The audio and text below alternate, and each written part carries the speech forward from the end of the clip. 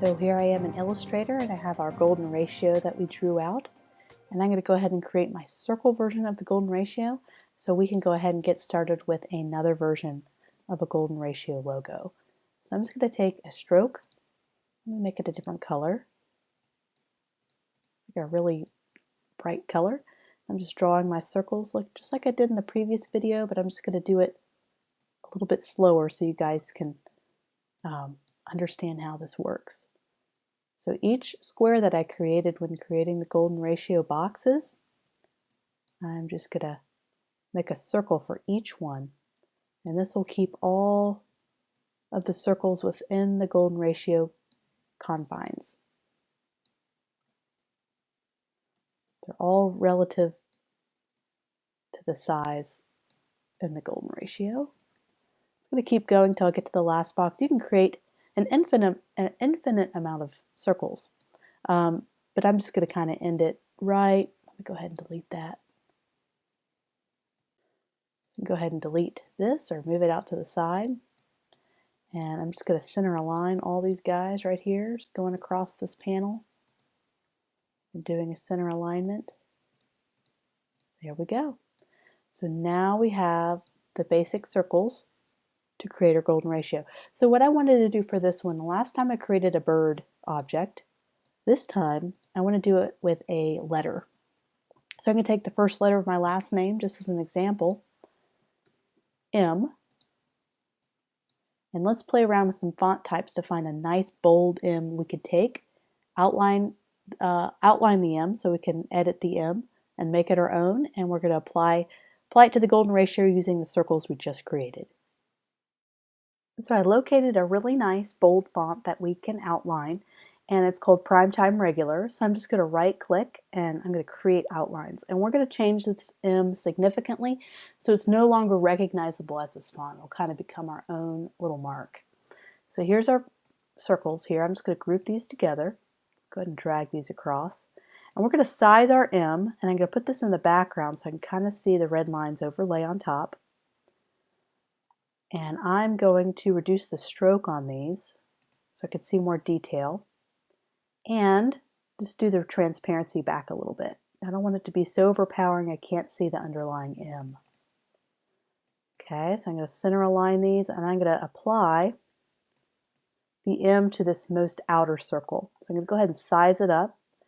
So what I'm going to do is I'm putting the corner here, right here on the circle, and I'm going to try to make it so that this lines up with this circle, so these are aligned, and up top, these points of the stem of the font is aligned. So I'm just aligning these up. Just about as close as you can. So there, we applied it to the largest circle, and now we can kind of take our other circles. I'm just going to go ahead and move these, ungroup this, move these center circles out. Just going to move. Do not change the size of the circles. So unless you change all of them at the same time, because then they'll go out of the ratio and they'll become a different, they'll no longer be that 0.61 ratio to each other. So if I want to change the size of all this, I need to do them all at the same time, and they'll all be in the golden ratio together. I can't take this one circle and make it smaller and then move it around, because then I lose the ratio. Let me go ahead and shift these. I'm going to keep this outer circle since we were already starting to use that as our guide. So I'm going to take what I think is the shape, and I'm going to start to apply it to some of these rounder areas. I'm going to make a really curvy M. So one thing I want to do is maybe make this a curve. So let me take a look and kind of study this a little bit to see what kind of curves, and I'm going to drag the circle into certain areas that I think would look really neat. I'm using the golden ratio. So I did decide that I needed a smaller circle, one more smaller than I had originally. So I went back and I did the circles. I did the largest box all the way around, and I decided to do this very small one at the very end because I think I needed that for some of the smaller inside curves in the M. So I just redid it. Now I have a couple of smaller sizes to work with. So now that I have my circles, let's begin to copy and paste a few over here that I think would be a right size. So let's start with kind of a smaller one. So I'm going to take this smaller one, and see if we can't put it here. Let me go ahead and zoom in and show you. I want to make a nice round curve here according to the golden ratio. So I'm going to place that circle right here. And I want to also have a nice curve here. So let me see if I can't take a little bit of a bigger curve, put it right there. Of course, we want the opposite side to match. Put a curve here.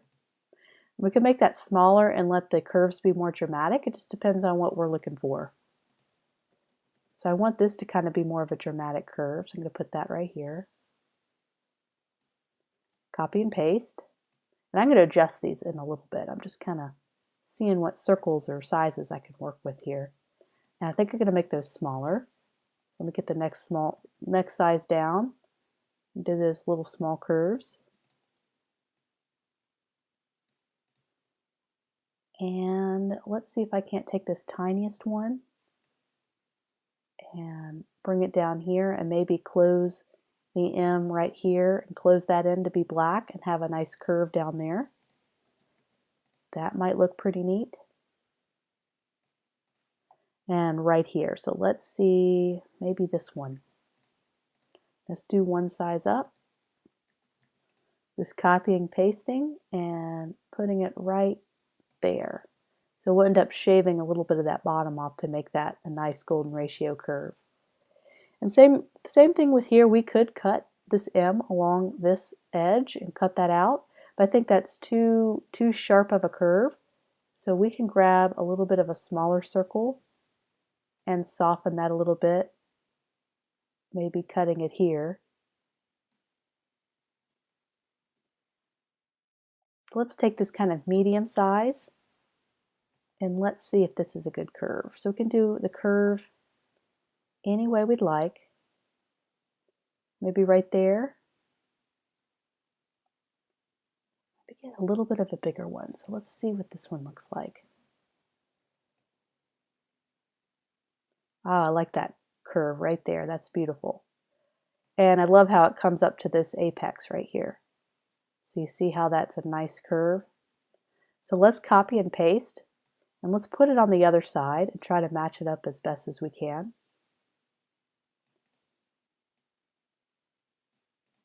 And let's make sure these are aligned. So I'm just going to select both of these circles and either do a top alignment or a bottom alignment and make sure they align up here. Great. And if we can let the circles touch in as many places as possible, that'd be even better. So let's maybe shift this. You don't want to make it bigger or smaller, so we got to make it work within its confines. So that might be pretty good. So I like that cut.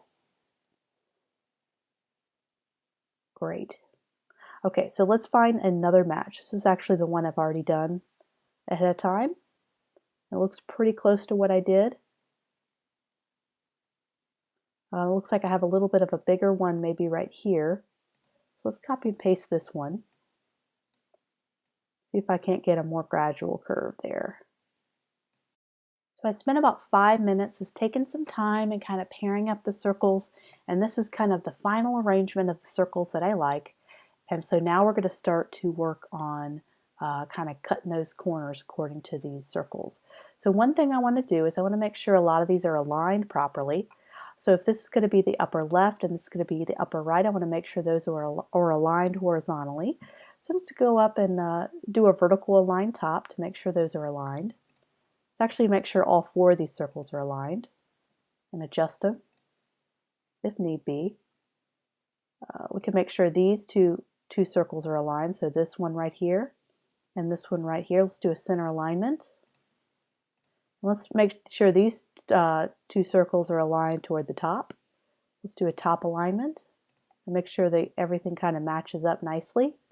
And so you notice how these two, this larger circle and this kind of medium-sized circle, they kind of overlap right here at the corner. That's another great thing to do with your circles, to line them up. So there's a little bit of a science to it, but there's a little bit of a subjectivity where you can kind of align the circles where you think would be some good curves to go with. So let's start at the top and work our way down. Let's kind of just make some small adjustments. And I might make the strokes skinnier.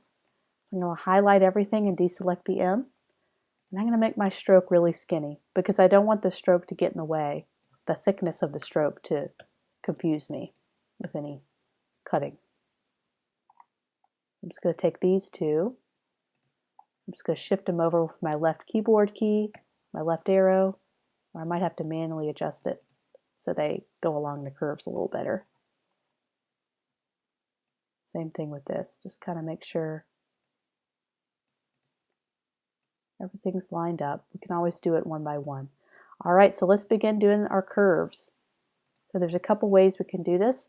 Here's what I'm going to do. I'm going to go along this curve and basically cut this section out. So we can do a couple of things. I can add with my pen tool a point right here on the circle.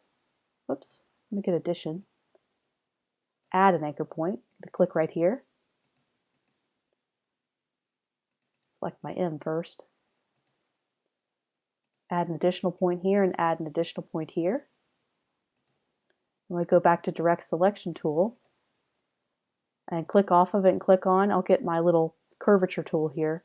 So you see the little curve right there? So now I can pull down on it. Pull it down as much as you can. And see the red line? I was able to align right to it. You can always draw it manually if you don't want to use that tool or if you don't have that tool available.